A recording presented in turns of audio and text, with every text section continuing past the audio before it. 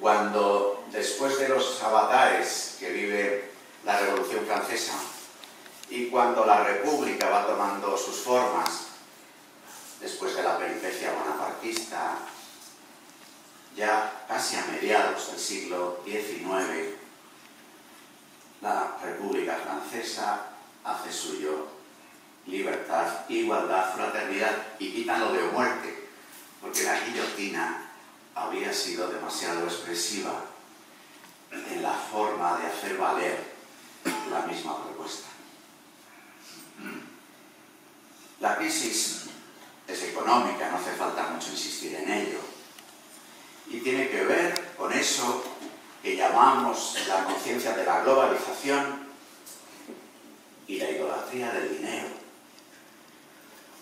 Cuando uno vuelve a escuchar una vez más que la mayor parte del dinero que gira por el mundo, que mueve las bolsas, que hace variar las primas y tantos de estos indicadores que nos contáis los medios de comunicación social, y escucha que la gran parte de ese dinero se mueve por razones especulativas, y al mismo tiempo uno tiene noticia del sufrimiento producido por las hambres y las guerras, dice lo de idolatría del dinero, parece que es en serio. En realidad, ya lo dice el libro santo, ya lo proclamó el Cristo. El dinero es una idolatría, puede serlo. Tiene esa capacidad de seducción.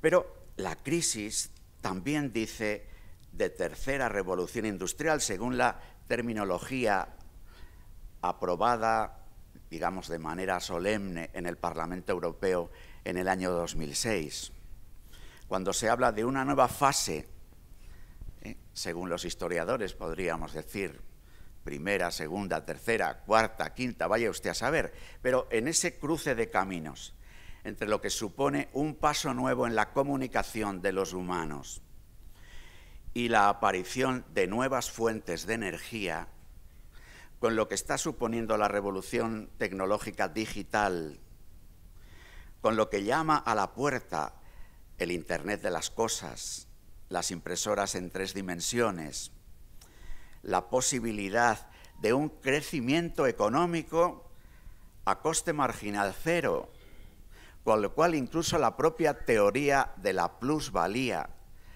que tanto sirvió para avanzar, pero también para criticar al capitalismo, resulta que se abre paso una situación tan nueva en el que la reproducción, la producción, incluso la producción a escala, en masa, pueda hacerse con un coste marginal cero, con lo cual hace falta ver dónde descubrir el valor.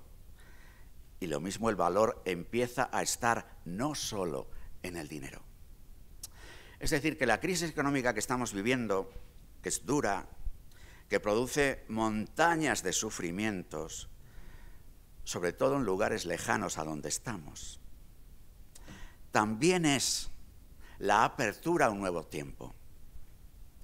También es la posibilidad de formas nuevas de producir y consumir, hasta el punto de que ha aparecido una palabreja nueva dentro de esta situación en que las palabras nos encontramos con ellas, al principio casi sin saber lo que quieren decir, luego algunas tienen éxito, otras pasan, pero aparece la palabra prosumidor, es decir, aquellos que producen y consumen, que tienen la posibilidad de producir, desde las posibilidades que da las nuevas tecnologías. Esto lo estamos viendo ahora en la primera fase de lo que podríamos decir la revolución digital, en la producción musical, videográfica, en la producción de textos, en el que uno al mismo tiempo es lector, pero puede lanzar un libro a la red.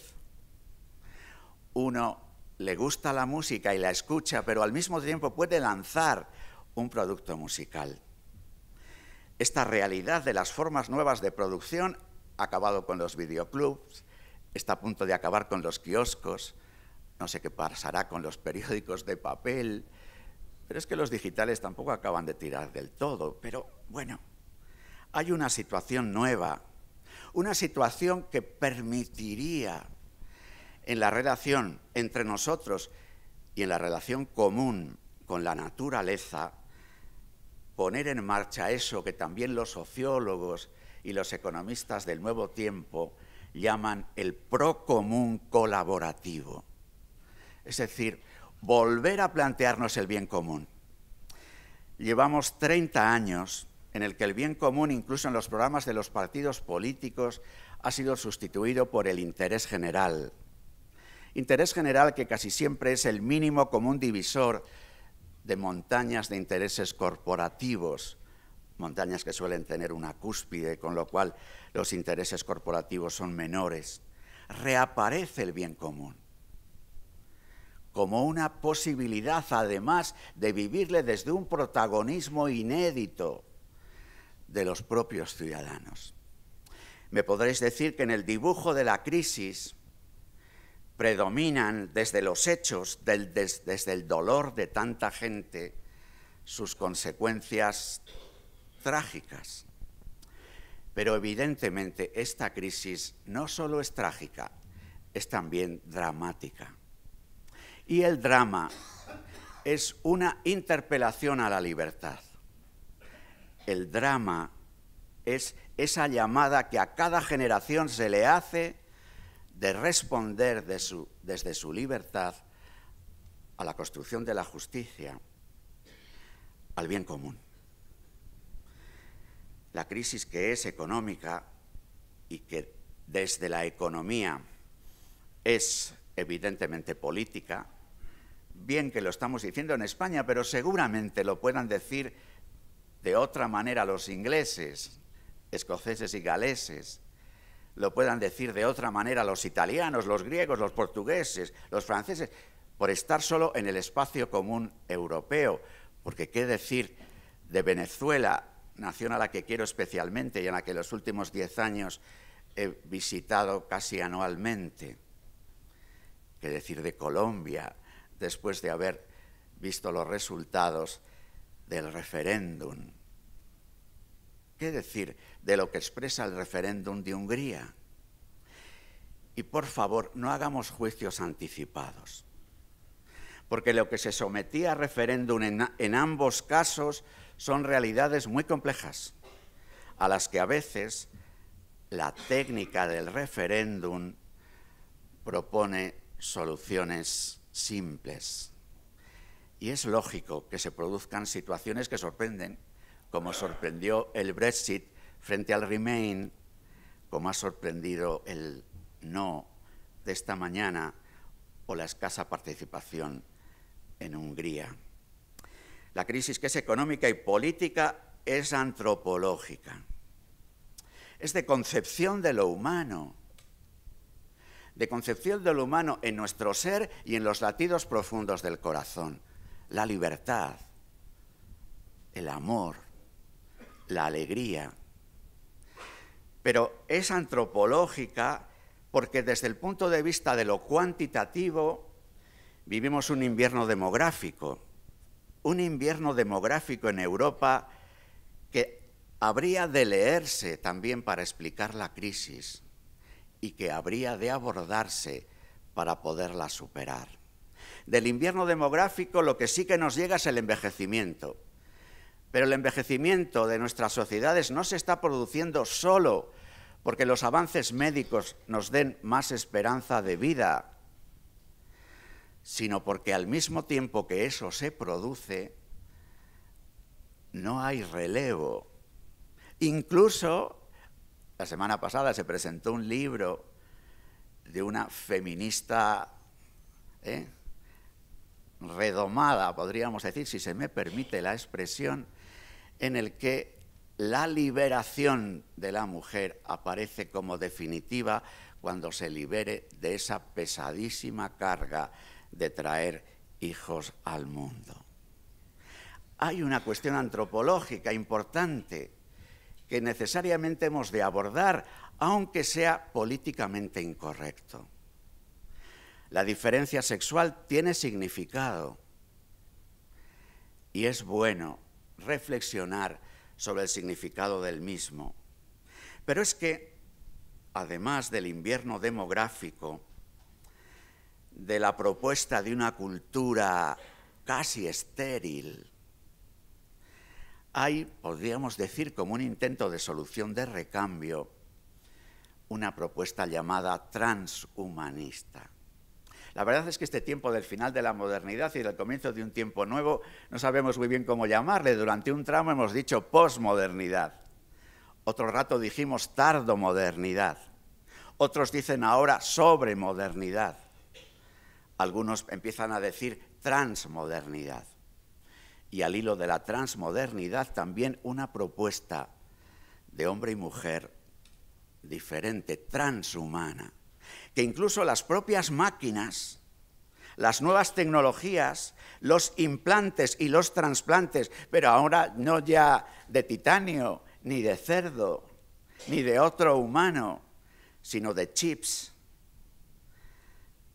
dan unas posibilidades que sin duda, como todo esto, que no deja de ser como el filo de una navaja, abren perspectivas seguramente estupendas de paso adelante de la humanidad.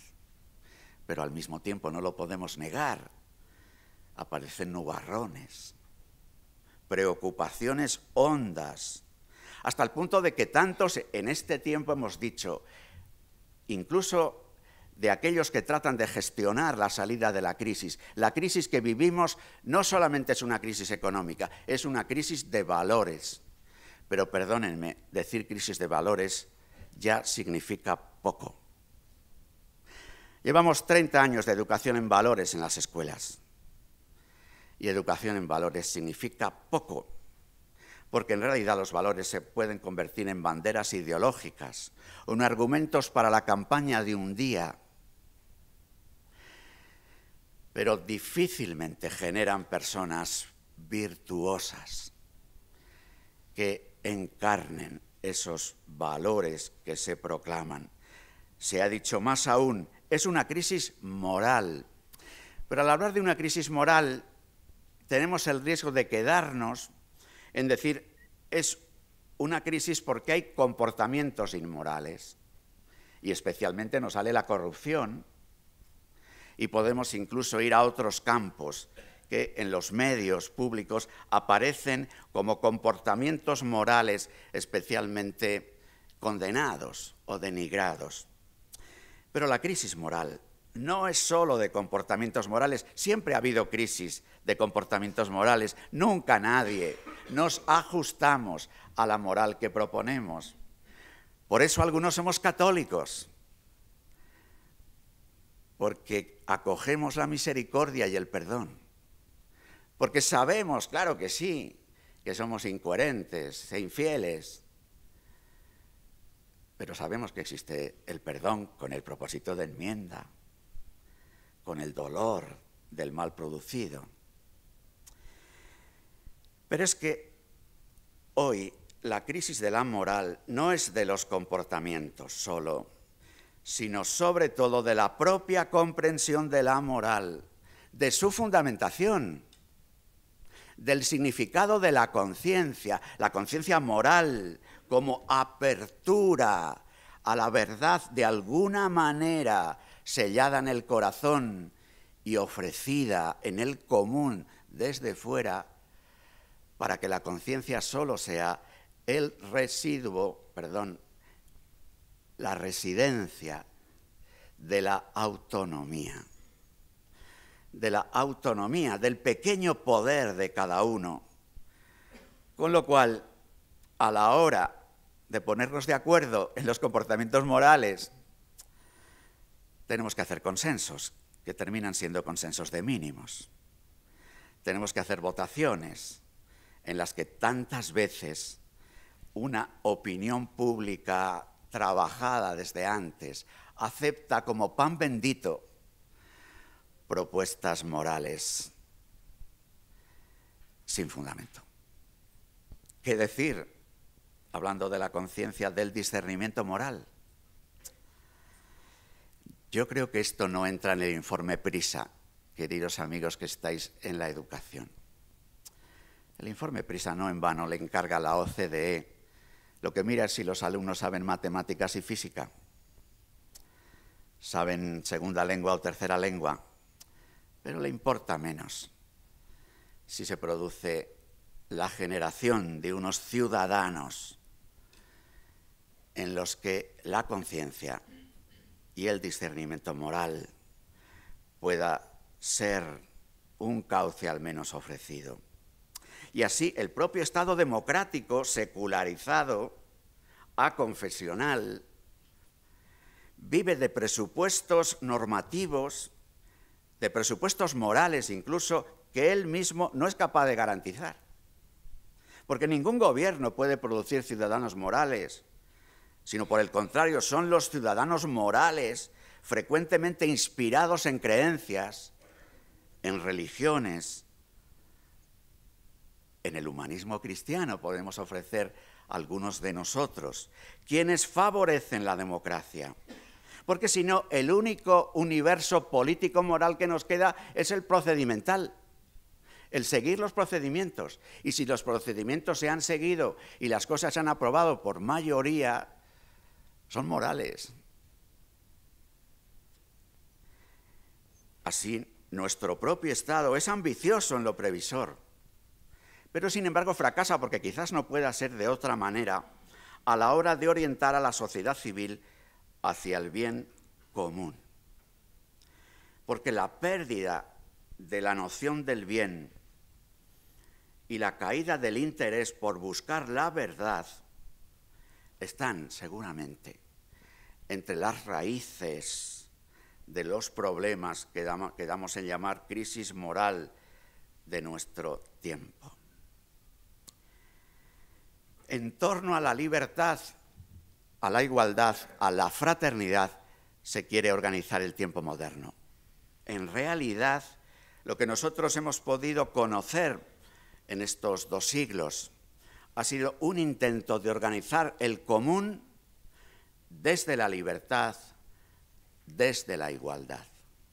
A veces situándose como de manera enfrentada, dando cuerpo a sistemas económicos y a sistemas políticos o a partidos políticos que hacen propuestas económicas, sociales y de organización del común.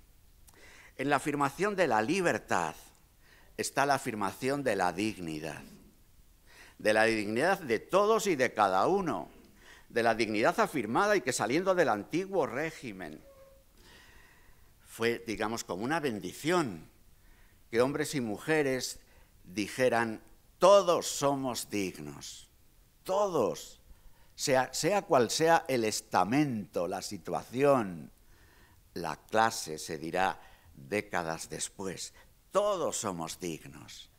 Y desde esa dignidad se afirman derechos y aparece la Declaración Universal de los Derechos Humanos. Y en la afirmación de la dignidad y en el reconocimiento de los derechos hay un ejercicio de la razón, una razón que cree que puede buscar la verdad, una razón que intuye que la verdad existe y que se puede buscar y que forma parte de la verdad que la razón afirma, la radical dignidad de todos y de cada uno, los derechos que de ahí se derivan. Es también la afirmación de la conciencia y de su libertad.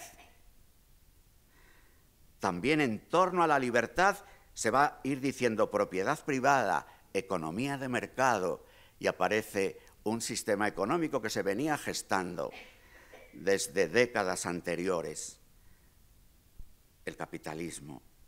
También el Estado de Derecho, también la democracia.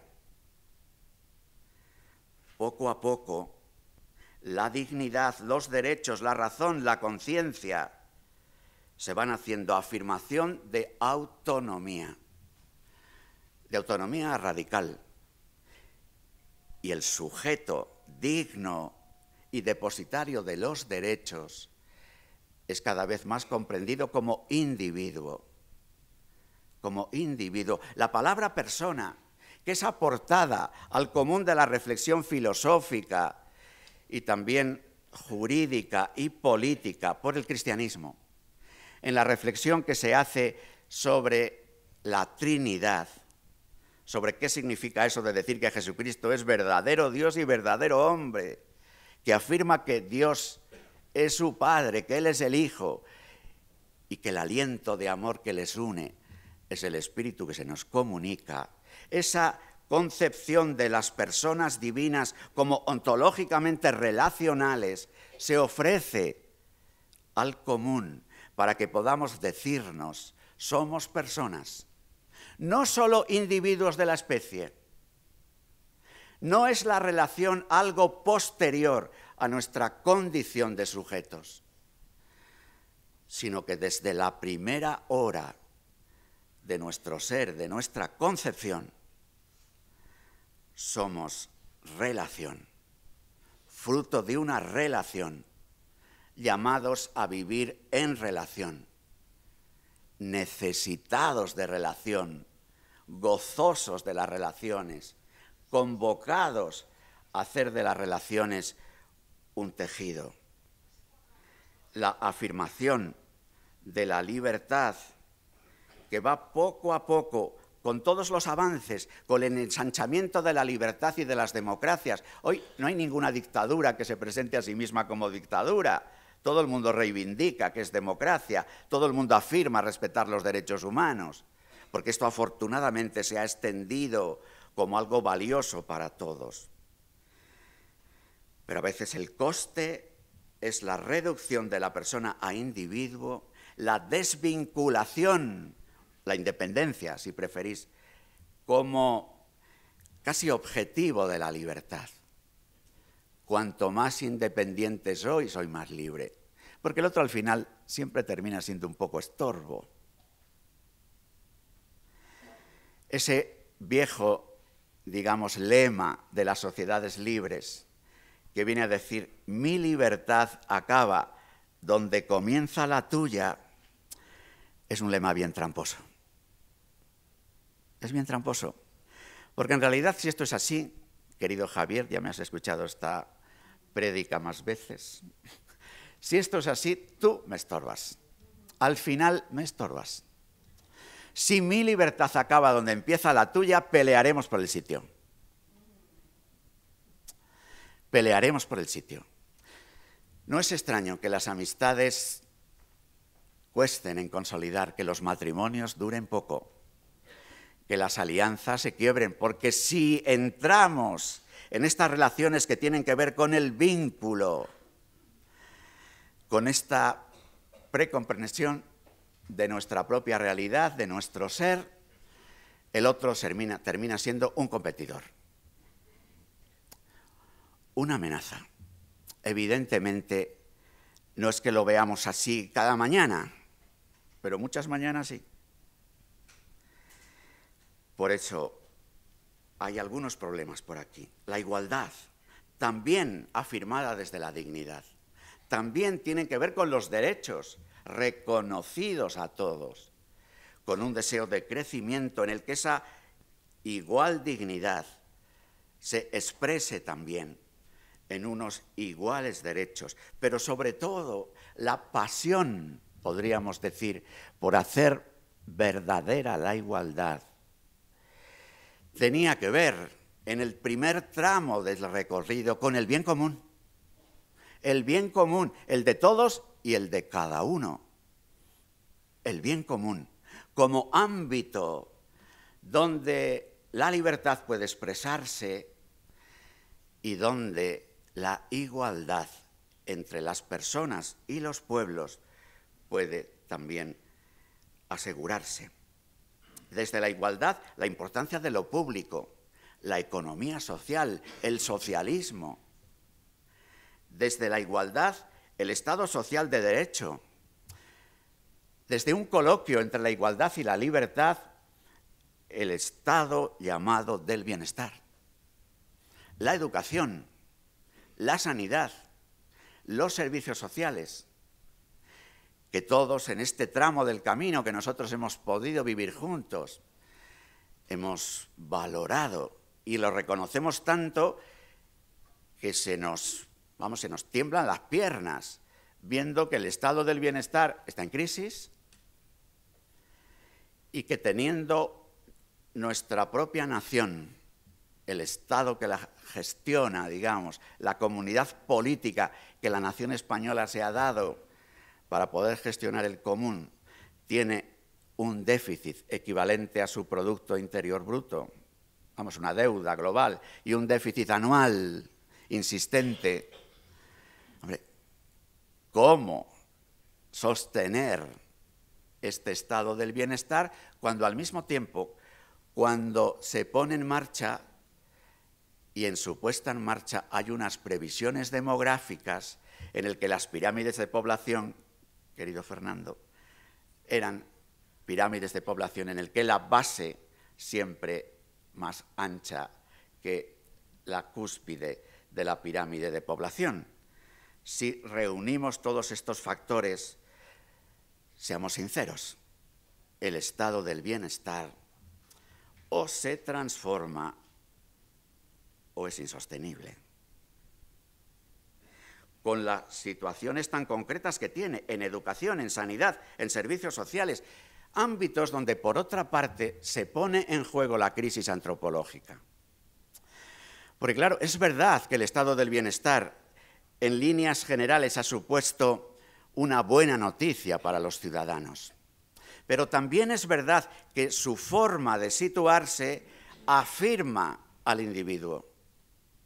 Deja de dar importancia a la familia y a las alianzas de familias, porque asegurados en el estado del bienestar, podemos pensar que cada uno de nosotros como individuo puede dedicarse a desarrollar su propio ser, porque de los asuntos de la familia, de la educación, del acompañamiento de los enfermos, ya se ocupan otros. Y eso, en principio, como propuesta no está mal, pero cuando se lleva hasta las consecuencias, que lo hemos visto, cuando los bebés, van al colegio con 2 meses, cuando los ancianos, ¿cómo les cuidamos? Las enfermedades nuevas. Claro, pero entonces, como cada uno somos individuos, como hombres y mujeres, con los mismos derechos iguales, tenemos que desarrollar nuestro propio yo. ¿Cómo enlazar el común? ¿Cómo generar vínculos? Porque todavía vivimos de las rentas en muchas de las cosas de las que llamamos valores y de lo que también apreciamos como vínculos. Así, incluso la gestión del común, a pesar de las broncas que tienen los políticos entre sí, pero podríamos decir, entre la gestión llamada liberal del Partido Popular y la gestión socialdemócrata del Partido Socialista en estos últimos años, de verdad, ¿ha habido tanta diferencia como para que ahora, en estos meses, no hayan podido ni sentarse a hablar? Cuando en el Parlamento Europeo han votado en casi todas las votaciones juntos, cuando en los asuntos de lo político-social ambos son socialdemócratas y en los asuntos antropológicos y culturales ambos son más bien liberales en el sentido anglosajón de la expresión. En fin. Así, amigos, aparecen dudas y amenazas, con todas las posibilidades enormes que hay de dar un paso adelante. Claro, para eso hay una conditio sine qua non, que haya personas, que haya población, que haya hijos. Autonomía o común, igualdad y cómo gestionar la diversidad. Se produce en nosotros como ciudadanos escándalos e impotencias ante la corrupción, la violencia, el hambre, la guerra, las migraciones. Pero reconozcámoslo, amigos, sin verdad, sin una pretensión de verdad, aunque luego los caminos para llegar a la verdad sean diferentes. No podemos imponernos unos a otros los mismos caminos en la búsqueda de la verdad. Pero sí podemos invitarnos a intuir que la verdad existe y a quererla buscar. Sin verdad, cualquiera que sean las sendas de búsqueda, lo que queda es poder. Poder de cada uno en su autonomía, pero sobre todo poder de los poderosos. Poder de la manipulación de conciencia. Poder de los medios de opinión. Poder de las reglas de juego, a veces tremendas, impuestas por la economía dominante. Poder de las propuestas de salir adelante en las cosas. Sin verdad, el camino es el poder. Desde el pequeño poder de mi libertad, que hace que el otro me moleste, hasta los grandes poderes. Y sin bien común, si mi libertad concluye donde comienza la tuya, la de mi vecino, el otro me estorba, pero al mismo tiempo nos necesitamos. He aquí la paradoja de lo humano, que por otra parte es una bendición.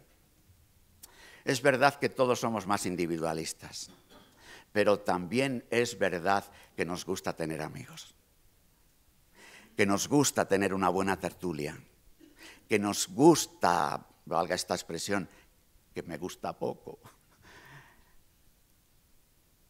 nos gusta que nos quieran, nos gusta querer a otros. Pero vivimos entre estas dudas y amenazas que nuestro pensamiento, nuestra razón, a veces solo razón instrumental, ante tantas opiniones, algunas intuimos hasta que puedan ser mentiras, nuestro pensamiento tiene dudas. La verdad es relativa. En el afecto, otra de las condiciones estructurantes de nuestro ser, el odio emerge. Cuando digo odio no penséis en alguien cogiendo un puñal para ir persiguiendo a otro, sino apartar al que no me gusta, levantar barreras, a veces las pequeñas calumnias, los afanes de venganza, las murmuraciones. Y a la voluntad, amigos, a la voluntad lo que termina paralizándola es el miedo.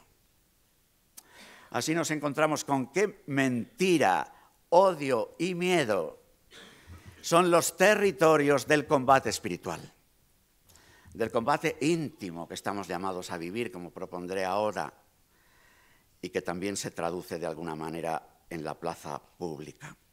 Hoy ha emergido entre nosotros la llamada a la transparencia. Hay transparencia para todo, transparencias en las cuentas, transparencias en un consejo, en un comité federal de un partido que tiene todo el derecho del mundo a hacerle discretamente, sin que tengan que estar colándose los periodistas, sin que tenga que haber móviles. No, la transparencia no es buena para todo. No es buena para todo. Mejor dicho, no es buena siempre. Porque el corazón humano reclama intimidad. La gestación de decisiones reclama tramos en la elaboración de la decisión en el que haya discreción e intimidad. Evidentemente, la transparencia en las cuentas, la transparencia en la propuesta final que se hace, incluso en la explicación de cómo se ha llegado a ella, porque más información no conduce siempre a mejores decisiones. Y por otra parte, la transparencia y la nueva política hace que el referéndum, pero no solo el referéndum como los de ayer, sino ese referéndum cotidiano de las redes sociales que consiste en poner un me gusta, un seguidor, una manera de encauzar desde ahí la opinión pública. El referéndum, la transparencia, el estar permanentemente teniendo que poder saber lo que cada uno piensa, dice, y que luego tiene tanto que ver, incluso con los propios cacharros, que hacen que se pueda saber dónde estamos en cada momento, qué páginas visitamos, que estas zonas oscuras de la transparencia valga la perplejidad, no sustituyen ni a la confianza ni a la verdad. Transparencia y verdad no se identifican. Porque la verdad supone la posibilidad de decir que algo es falso.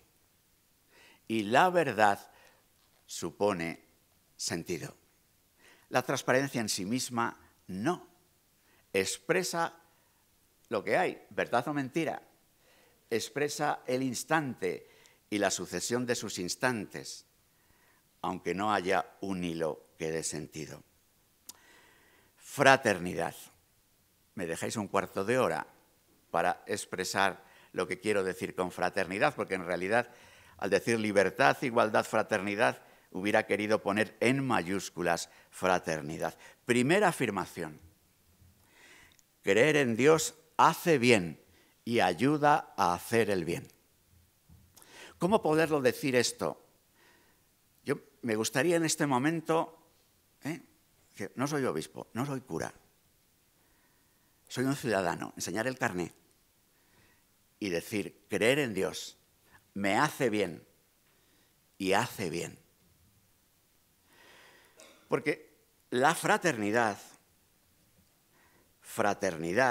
si no solamente es un valor, sino si es un acontecimiento, fraternidad supone decir somos hijos. Si somos hermanos, somos hijos. Somos hijos.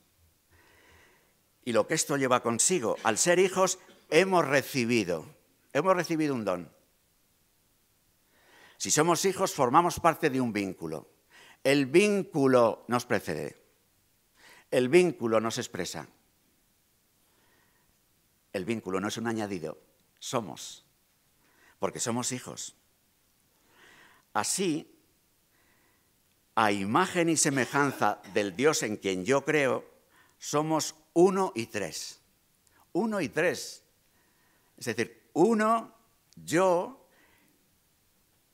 que despierta a la conciencia del propio yo porque hay un tú, y que ha surgido a la vida porque un tú y un yo se dieron un abrazo y engendraron vida. Uno y tres, es decir, con capacidad de engendrar vida. Pero no solo vida, sino morada y pueblo. Así somos, relacionados, vinculados, queriendo una morada y al vincular unas moradas con otras, dando pie a un pueblo. Así, siendo hijos, recibimos una identidad, una relación y una historia que se desarrolla en moradas. Fijaros, un antropólogo francés, Marc Augé, escribe sobre los no lugares y dice la cantidad de veces que vivimos en no lugares. Yo desde que leí este libro, cada vez que estoy en un aeropuerto, en un ascensor, en un gran almacén, en muchos sitios, digo, estoy en un no lugar. En un lugar que no me da identidad, que no me ofrece relaciones y que no me ayuda a construir historia. Y cada vez hoy hay más personas pasando la mayor parte de su tiempo en no lugares. Y además crecen las personas que viven en su morada, que es el lugar, como individuos, transformando la morada en un no lugar, lo cual se hace insoportable. Con lo cual uno tiende a salir a la calle a ver si encuentra en alguno de los no lugares una morada. Nuestra comprensión de lo humano es trinitaria y es cristológica y afirma al mismo tiempo la identidad y la diferencia, esta polaridad. Nos gustaría poder dialogar de esto. Frente a la polaridad dominante, que es la polaridad, igualdad, diversidad. Todos somos iguales. Lo que ocurre es que podemos tener roles diversos. Yo creo que eso no explica lo humano. No explica lo humano ni explica las relaciones humanas, ni explica la historia. Somos idénticos y desde esa identidad que nos permite reconocernos, que afirma en la identidad de cada uno la dignidad, y diferentes, desde la diferencia sexual, que no solo es una diversidad cultural o de género, es una diferencia que tiene significado, Como luego puede ser, como ciudadanos, asumimos una identidad. Y luego, claro que hay diferencias que tienen que ver con hemos nacido en un sitio o en otro, en una época o en otra. Pero sobre todo, incluso pensemos en las diferencias, en la forma de organizar y comprender el común. Las diferencias son fecundas, podemos dialogar en ellas y desde ellas si reconocemos la identidad común. Si se reconoce la identidad común constitucional, identidad común de afirmación de los derechos humanos básicos, identidad común de la radical dignidad humana, las diferencias son fecundas. Si no, si la diferencia se quiere constituir como sola identidad, entonces desde ahí lo que cabe es los consensos de mínimos o las luchas por hacerse con el poder. Nuestra identidad en la diferencia es relacional, es recíproca, es fecunda, nos abre al diálogo y hace que surja la vida de un tercero, la morada de unos vínculos en alianzas y ambientes, y un pueblo que genera una comunidad histórica que se dota de instituciones para construir el bien común. La identidad es don y es proyecto, es una vocación. ¿Cómo nos gustaría empezar este nuevo tiempo y poder decirle a Descartes: tu pienso, luego existo, nos ha ayudado en un tramo del camino? Pero ahora nos hace falta recuperar un soy llamado, luego existo. Soy amado, llamado, por eso existo. Para que no se produzca la dicotomía que está en el mismo cogito cartesiano entre el sujeto que piensa y él mismo como objeto del pensamiento, que hace que incluso se distinga el yo y el cuerpo. Y en la distinción del yo y el cuerpo es previsible incluso lo que hoy estamos haciendo y diciendo respecto al significado del cuerpo humano. La fraternidad resitúa la libertad. La libertad que al final del tiempo moderno quiere decir he ganado. Es verdad que luego en el coloquio con la igualdad, las reivindicaciones de las libertades, hace que la igualdad, ¿no?, sea en este tiempo nuestro, aparezca como aparentemente triunfante, pero sobre todo es una igualdad en la reivindicación de que cada diversidad sea tratada en el ejercicio de su libertad de una manera igual. Pero entonces la igualdad se queda muy en la superficie de las cosas. Resitúa la libertad desde el don, verdad recibida, hacia el amor y la creatividad. La libertad no es el centro de nuestro ser.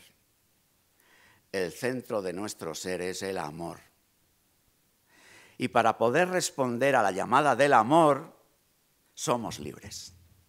Porque si no, la llamada al amor sería la llamada de una especie, la llamada de un instinto, la llamada de una máquina o a una máquina. No, lo que nos constituye es el amor, pero hemos de amar de manera libre. Claro que sí.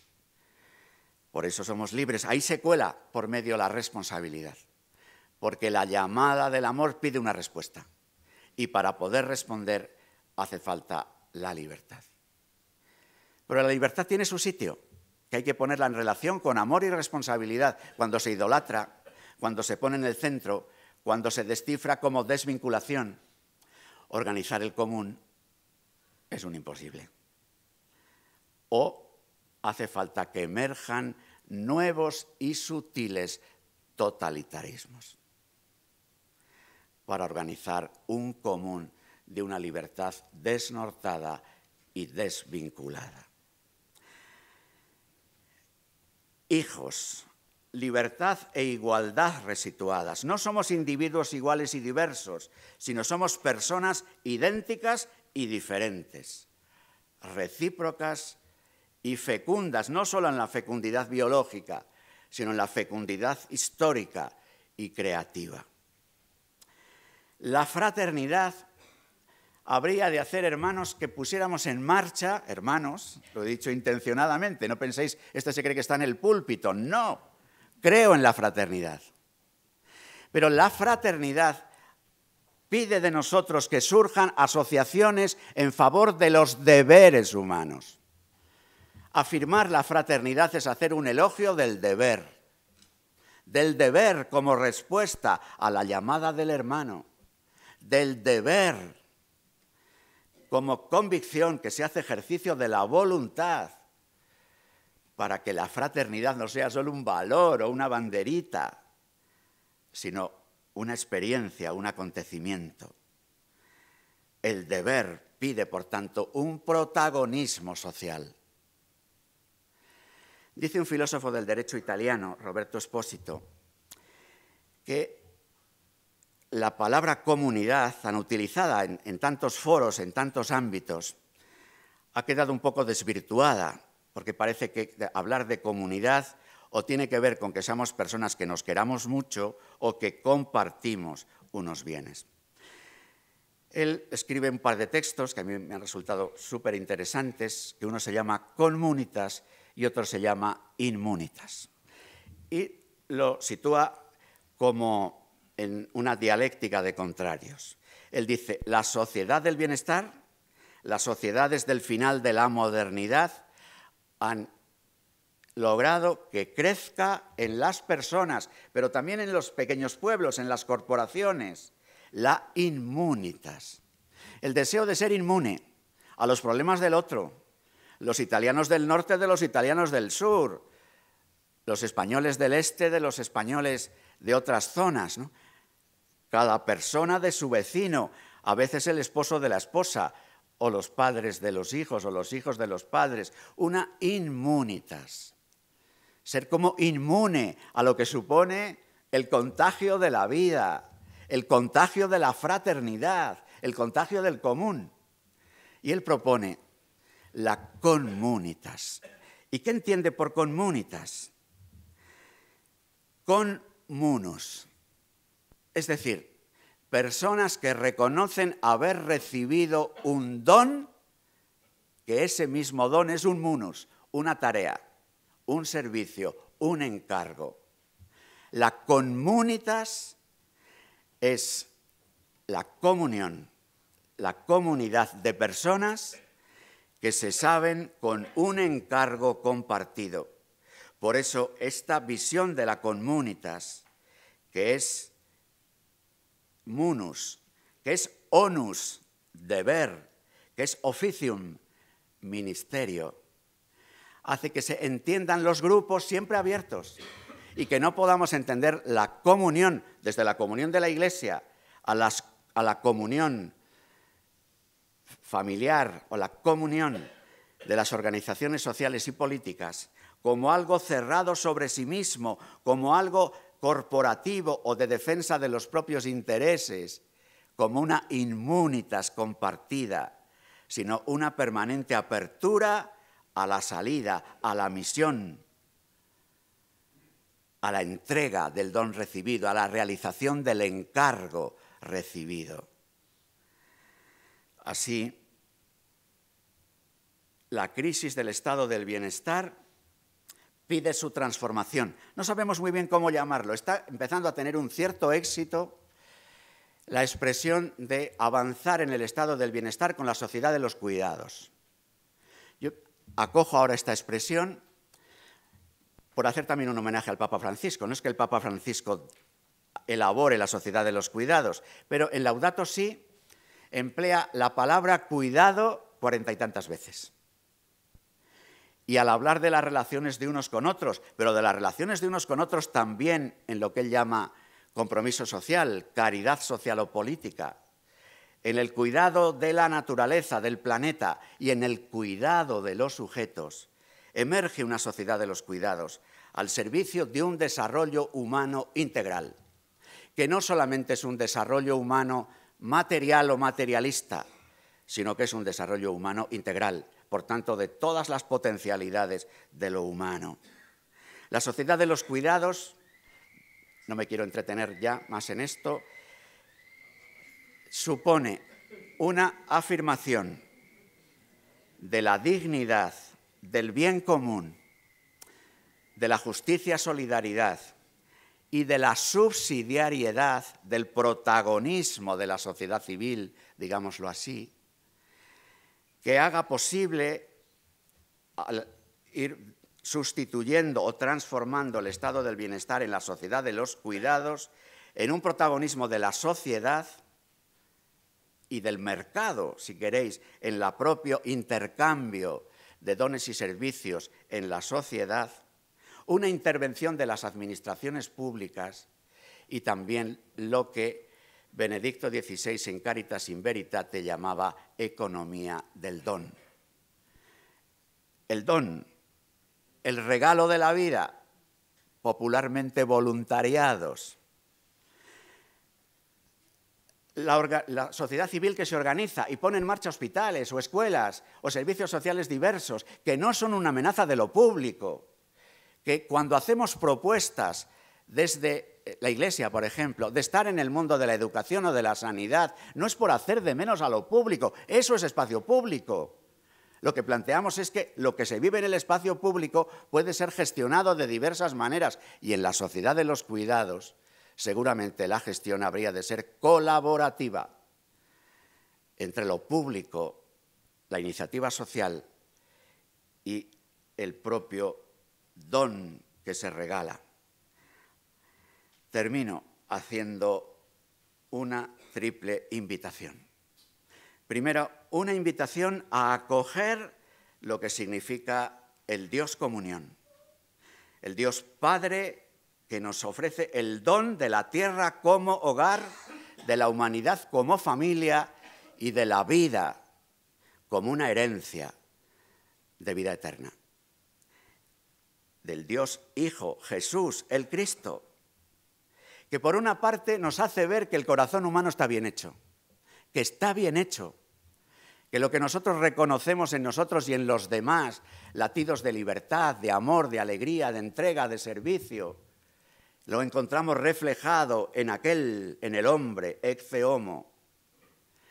Pero el corazón humano que está bien hecho está herido. Por más policías que se pongan, la corrupción no termina, aunque sea necesaria todas las reformas legales que queramos. Por más pulseras que se pongan, la violencia llamada doméstica o de género no termina, porque hay heridas en el corazón. Pues bien, el Dios en quien nosotros creemos nos dice: alegraos, estáis bien hechos. Tenéis una herida, pero alegraos. Yo he venido a curar la herida. Y lo hago de una forma sorprendente, haciéndome una herida en el corazón. Y además el Dios en quien creemos, Padre, Hijo y Espíritu Santo, nos ofrece un aliento para un combate espiritual, que ya le he mencionado antes, el combate contra la mentira, el odio y el miedo en el interior y el combate también en el exterior, un combate confesante en la plaza pública, que a mí me gusta llamar caridad política. La Iglesia quiere ser un ensayo de este pueblo que ha acogido el nuevo parentesco. El nuevo parentesco.